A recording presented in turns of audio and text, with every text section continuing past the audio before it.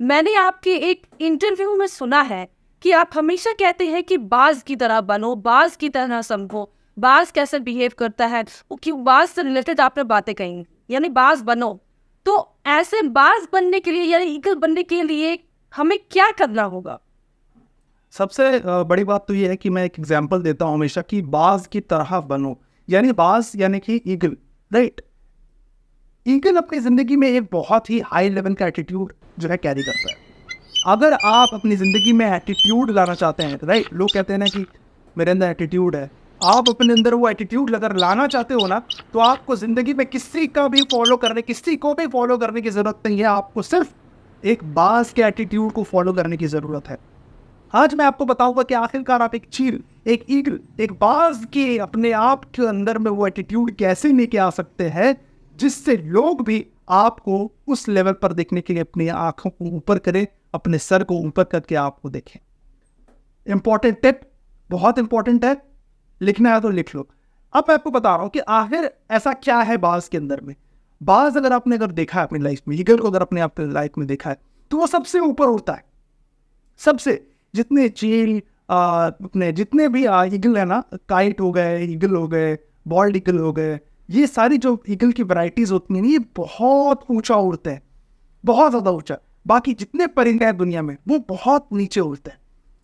ऐसा क्या है? यहीं से शुरुआत होती है बाज के एटीट्यूड की। बाज वो हमेशा सबसे ऊपर रहना चाहता है, सबसे एपेक्स प्रेडेटर रहना चाहता है, जिंदगी में सबसे ऊंची उड़ान भरना चाहता है। आप भी वही करो। आपको भी जिंदगी में सबसे ऊंची उड़ान भरनी है। आप कोई नॉर्मल इंसान नहीं हो, आप जिंदगी में मास्टरमाइंड बनने के लिए पैदा हुए हो ना, तो आपको भी बाज के एटीट्यूड को फॉलो करना पड़ता है। बाज के एटीट्यूड को फॉलो करो आज से ही। बाज जिंदगी में सबसे ऊंचाई पर जाना चाहता है, वो सबसे ऊंचा उड़ता है। वो क्यों उड़ता है पता है? उसके पीछे भी एक रीजन है। वो इसलिए सबसे ऊंचा उड़ता है कि कोई भी उसके ऊपर से उस पर अटैक ना कर सके। वो उस ऊंचाई से उड़ता है, उस ऊंचाई पर उड़ता है, उस ऊंचाई के लिए उड़ता है, ताकि जितने भी उसके दुश्मन है ना, उन पर वो ऊपर से नजर रख पाए। लोग और उसके दुश्मन उस पर नजर ना रख पाए, वो उन पर नजर रख पाए। ये एटीट्यूड आपको फॉलो करना है। आपको भी सबसे ऊंचाई पर जाना है, सबसे ऊपर जाना है। उसके बाद अपने दुश्मनों को ऊपर से देखो, bird eye view, eagle eye view से देखो। तब आपको पता चलेगा कि जिंदगी में कितनी सारी चीजें ऐसी जो है जो आपके नीचे है, और वो लोग पहले आपके ऊपर थे और आपको दबाए चले जा रहे थे और आपको इसके बारे में बिल्कुल भी भनक नहीं थी। एपीजे अब्दुल कलाम, श्री एपीजे अब्दुल कलाम की एक बहुत फेमस कोट है। उन्होंने ये कहा है कि जब भी बारिश होती है, बहुत जोरों की तूफान बहुत जोरों से आता है ना, तो सारे के सारे परिंदे जो है छुप जाते हैं, छुपने के लिए जगह ढूंढने लगते हैं, सिवाय ईगल के।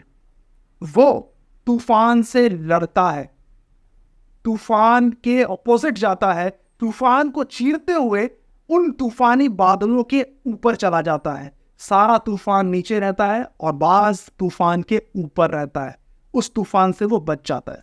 यह है उसका एटीट्यूड।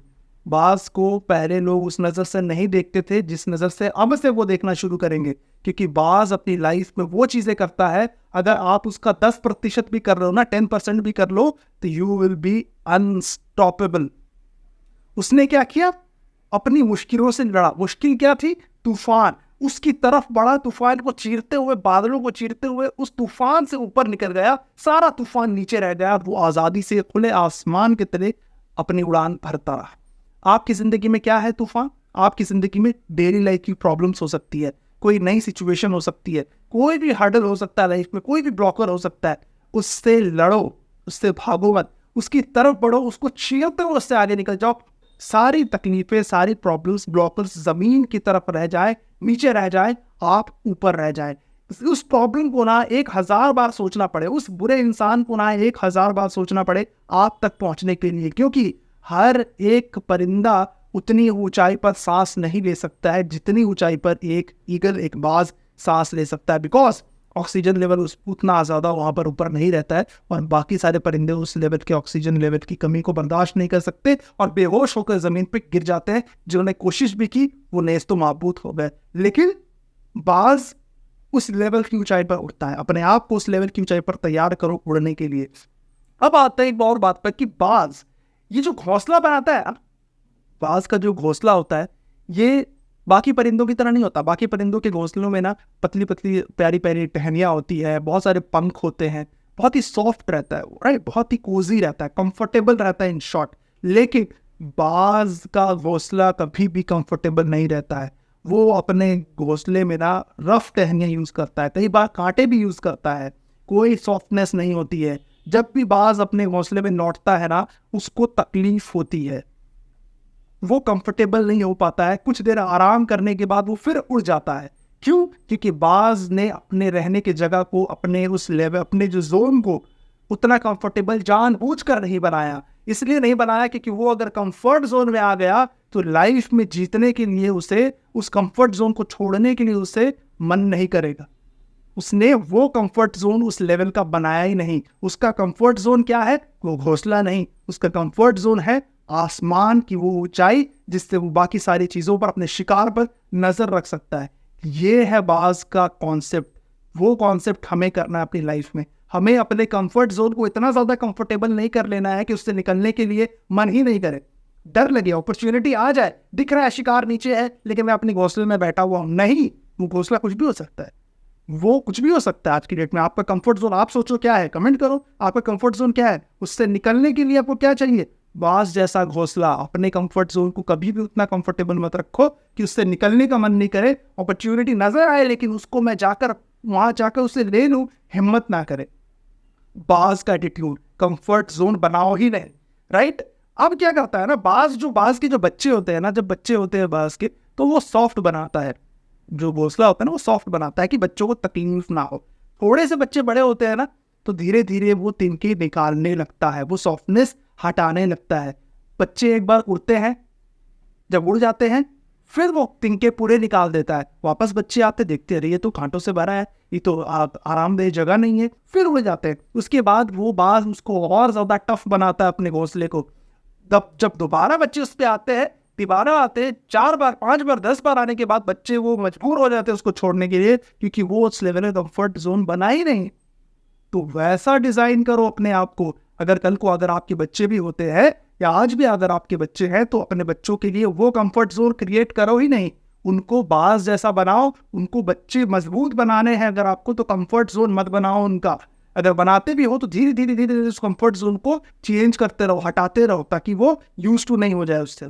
उसके बाद आ जाते हैं आज की डेट में एक बहुत इंपॉर्टेंट चीज आ गई है कि अगर आप बोर हो रहे हैं ना तो रील्स देखने लगते हैं, भूख लगती है तो भाई ऑनलाइन ऑर्डर कर लिया। ये सारे कंफर्ट है, इन सब से निकलो। इन सब से निकलोगे तभी आप वो एटीट्यूड, अगर आपके अंदर भूख है ना तो खुद जाओ हासिल करो, खाना बनाओ, उसके बाद खाओ। ऑनलाइन ऑर्डर करके अगर आप ले आते हो चीज़ तो ये आपकी सक्सेस नहीं है, ये किसी और की सक्सेस है जिसने आपके पॉकेट से हाथ डालकर पैसे निकाल लिए। वो रील्स की सक्सेस है जिसने बैठकर आपका 2 घंटा वेस्ट कर दिया, आपको पता भी नहीं चला। अब आ जाते हैं बाज की एक और इंपॉर्टेंट कॉन्सेप्ट पर। बाज की उम्र होती है 70 साल। सबसे ज्यादा जीने वाला परिंदा है बाज। आखिर इतने साल वो जीता कैसे? बाज जो है ना 40 साल की उम्र में आते आते बूढ़ा हो जाता है, बूढ़ा होने लगता है। उसकी चोंच बहुत ज्यादा मुड़ जाती है जिसकी वजह से वो मांस नहीं खा पाता। उसके पंख बहुत ज्यादा भारी और मोटे हो जाते हैं उम्र की वजह से, जिसकी वजह से ज्यादा हाइट तक वो उड़ नहीं सकता। उसके बाद उसके नाखून जो है ना वो बूढ़े हो जाते हैं, उनमें धार नहीं रह जाती। तो उसके बाद बाज क्या करता है पता है? बाज उसके बाद जाता है जमीन पर, पत्थर पर अपनी चोंच पटकता है 10 बार 20 बार 1000 बार, जब तक उसकी चोंच टूट ना जाए। उसकी चोंच टूट जाती है, उसके बाद बाज इंतजार करता है कि उसकी चोंच फिर से उगे, फिर से वो धारदार चोंच दोबारा उगती है। जैसे ही वो चोंच निकलती है वो सबसे पहले अपने नाखूनों को खुद से नोच लेता है ताकि फ्रेश नाखून फिर से निकले। फिर फ्रेश नाखून निकलते हैं। जैसे ही फ्रेश नाखून निकलते हैं तो उन अपने पंजों से उन मोटे पंखों को चीर डालता है, नोच डालता है, ताकि सिर्फ उसके बदन में वही फर रहे, वही पंख रहे जो हल्के हैं, जो उसकी उड़ान को तकलीफ ना दे। वो फिर से रीबर्थ होता है बाज का। अगर आपकी आज की डेट में आप भी मजबूर हैं, काफी सारी चीजों से बर्डन से दब चुके हैं, एक एक करके सारे बर्डन को खत्म कर दो। फिर से वापस मुझे वही इंसान चाहिए जो आप एक वक्त में थे, दोबारा उसको जिंदा करो उस बाज की तरह।